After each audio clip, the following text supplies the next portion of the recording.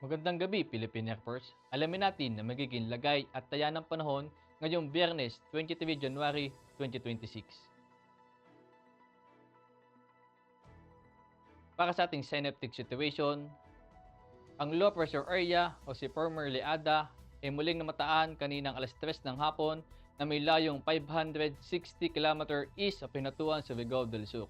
At mababa ang tsansa nito na maging isang ganap na bagyo sa loob ng 24 oras.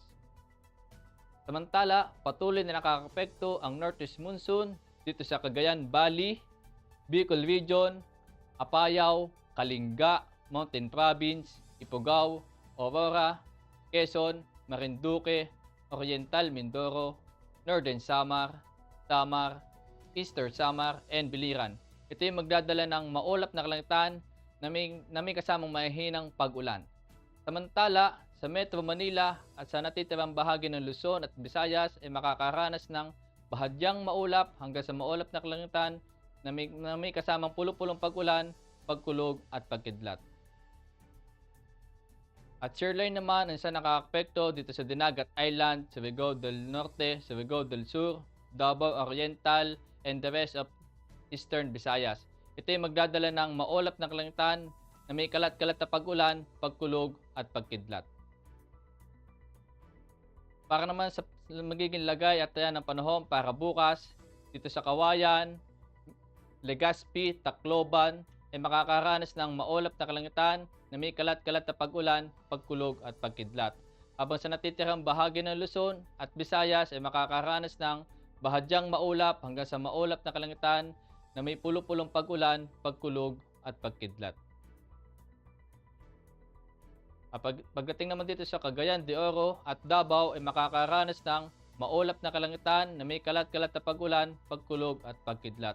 Habang sa natitirang bahagi ng Mindanao ay makakaranas ng bahagyang maulap hanggang sa maulap na kalangitan na may pulupulong pag-ulan, pagkulog at pagkidlat. Para naman sa magiging lagay at taya ng panahon sa susunod na 3 araw dito sa Metro Manila, Cavite, Lipa, Angeles, Puerto Princesa, Kalayaan Island, Zamboanga, Davao, simula Linggo hanggang Martes ay makakaranas ng bahagyang maulap hanggang sa maulap na kalangitan na may pulupulong pag-ulan, pagkulog at pagkidlat. At pagdating naman dito sa Mactan, simula Linggo hanggang Martes ay makakaranas ng maulap na kalangitan na may kalat-kalat na pag-ulan, pagkulog at pagkidlat. Ang araw ay lumubog kaninang 17:51 at sisikat bukas ng 06:25. At para naman sa moon illumination, meron tayong 21% increasing. At para manatiling updated sa lagay at taya ng panahon, i-follow lamang ang social media accounts ng Air Force Weather Center.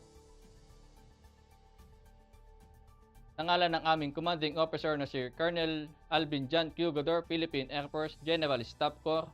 Ako si A2C Ever C. Amazona, your weather broadcaster ng Air Force Weather Center. Muli, magandang gabi, Philippine Air Force.